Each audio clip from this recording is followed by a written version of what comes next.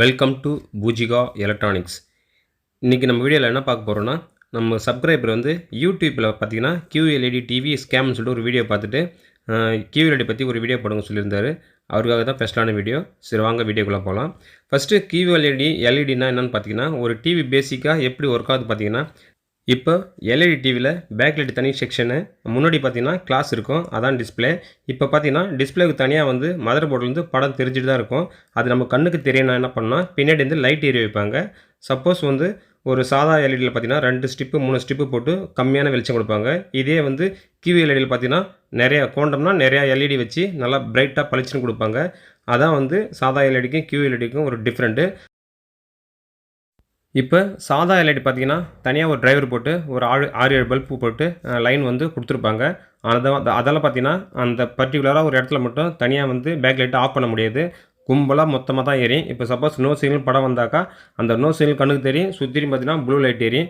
இதே வந்து ஒரு QLEDயில் பார்த்தீங்கன்னா அந்த நோ சிக்னல் தெரிகிற இடத்துல மட்டும்தான் அந்த பேக் லைட் எரியும், சுற்றியும் பார்த்தீங்கன்னா லைட் ஆஃப் பண்ணுறவங்க அதுக்கு தனியாக வந்து சர்க்யூட் வச்சுருப்பாங்க.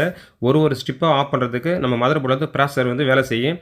இதே சாதா எல்இடியில் பார்த்தீங்கன்னா அப்படியே டைரெக்டாக ஒரு டிரைவர் வச்சு அப்படியே நம்ம வந்து பேக் லைட் லைன் கொடுத்துருவாங்க. அதெல்லாம் வந்து தனியாக ஆஃப் பண்ண முடியாது, மொத்தமாக ஆஃப் ஆகும், இல்லை மொத்தமாக எரியும், அவ்வளோதான்.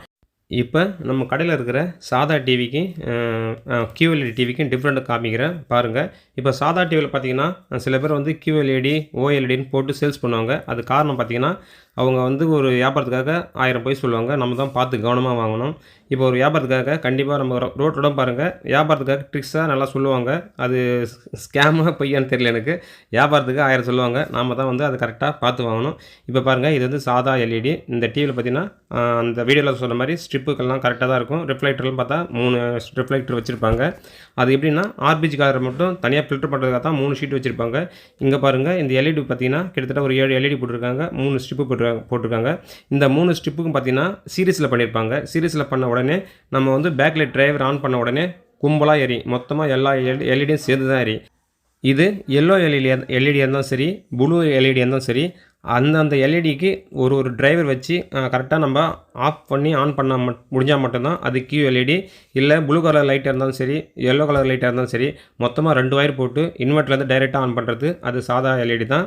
இதுதான் எல்இடிக்கு. இப்போ வந்து பார்த்திங்கன்னா கீழே ஒரு பழைய QLED நான் வந்து ரிப்பேர் பண்ண வச்சுருக்கிறேன். அந்த டிவியை நான் ஓப்பன் பண்ணி காமிக்கிறேன் பாருங்கள். இது வந்து கிட்டத்தட்ட பழைய மாடல் எல்இடி, ஆனால் இது QLED தான். இதில் பாருங்கள், இப்போ இதில் வந்து ஒயர் பாருங்கள் எவ்வளோ ஒயர் போகுது பாருங்கள். கிட்டத்தட்ட பார்த்திங்கன்னா ஒரு 15-20 ஒயர் போகும். இது என்னன்னு கேட்டிங்கன்னா மதர் போர்ட்லேருந்து ப்ராசர் பண்ணி எல்இடி பேக்லைட் டிரைவருக்கு தனித்தனியாக சிக்னல் கொடுக்கும். அந்த எல்இடி பேக்லைட் வந்து இந்த சிக்னலை பார்த்து இந்த இடத்துல லைட் எரியணும், இந்த இடத்துல லைட் எரியக்கூடாது. அது மாதிரி வந்து இந்த ப்ராசர் சிக்னல் கொடுத்த பொறுத்து தான் அங்கே பேக்லைட்டு எரியும், ஆஃப் ஆகும், விட்டு எரியும், பிரைட்டாக எரியும். ஒரே எல்இடி பார்த்தா பிரைட்டாகவும் எரியும், டல்லாகவும் எரியும்.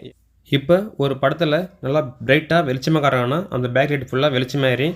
அதே டிவியில் இருட்டாக காட்டுறாங்கன்னா அந்த பேக்லைட்டு ஃபுல்லாக இருட்டாக எறிகிற மாதிரி அந்த ப்ராசர் என்ன பண்ணணும், அந்த லைட்டை வந்து ட்ரிம் பண்ணி கொடுக்கும். அதான் லோக்கல் ட்ரிம்மிங்னு அர்த்தம். இது வந்து ஒரு லோக்கல் போர்டு தான். இதுலேயும் பாருங்கள் பேக்லைட் டிரைவர் மட்டும் தான் இருக்கும், ப்ராசர் தனியாக இருக்காது. இது மதர் போர்டில் பார்த்திங்கன்னா எல்லா செக்ஷனும் சேர்ந்து ஒரே போர்டாக வந்துடும். இதே வந்து ஒரு கம்பெனி டிவியில் பார்த்திங்கன்னா தனியாக வந்து டிரைவருக்கு பார்த்திங்கன்னா கிட்டத்தட்ட ஒரு 10 ஒயர் 15 ஒயர் போகும். ஏன்னா அந்த எல்இடிக்கு தகுந்த மாதிரி சப்ளை எடுத்துகிட்டு போகிறதுக்காக. இதில் பாருங்கள் 2 தான் வரும், ஒரு மைனஸு ஒரு ப்ளஸ்ஸு. கிட்டத்தட்ட ஒரு 150 வோல்ட் வந்துடும். இது கரெக்டாக 150 வோல்ட்லேயே மட்டுமே தான் எரியும். இதே ஒரு QLEDயில் பார்த்திங்கன்னா ப்ராசர் மூலிமா ஆஃப் பண்ணி கொடுப்பாங்க, பிரைட் ஏற்றுவாங்க, குறைப்பாங்க. அதனால் அது வந்து டிஃப்ரெண்ட் தெரியும். இந்த சாதா எல்இடி பாருங்கள், இது மாதிரி ஒரு 6 ஸ்டிப்பு ஒரு 5 ஸ்டிப்பு வச்சு சீரிஸில் லைன் கொடுத்துருப்பாங்க.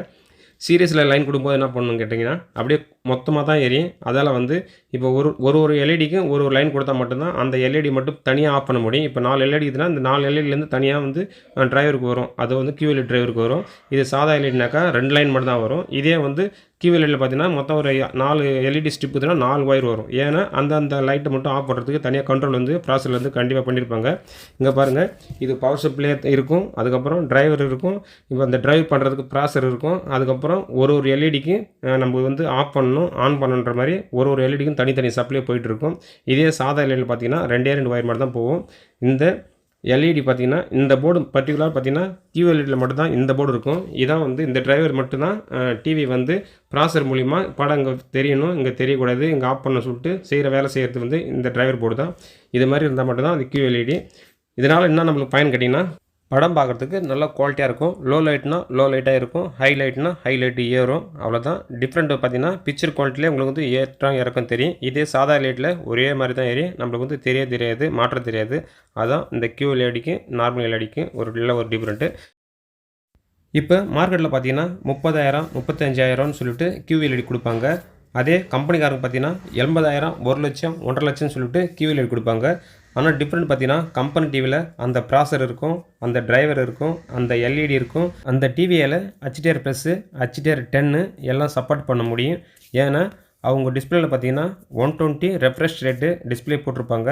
மீதி பார்த்தீங்கன்னா எல்லாமே அவங்க கம்பெனிலேருந்து வாங்கியிருப்பாங்க. அவங்க கம்பெனிக்காரங்க அடுத்தவங்களுக்கு கொடுக்கும்போது அவங்க 50 ஹெர்ட்ஸு 60 ஹெர்ட்ஸ் தான் கொடுப்பாங்க. ஒரு சொந்த கம்பெனியில் தயார் பண்ணுற பேனலை அடுத்த கம்பெனி கொடுக்கும்போது அவங்க செகண்ட் குவாலிட்டி, தேர்ட் குவாலிட்டி தான் கொடுப்பாங்க. ஃபஸ்ட்டு குவாலிட்டி கொடுக்க மாட்டாங்க.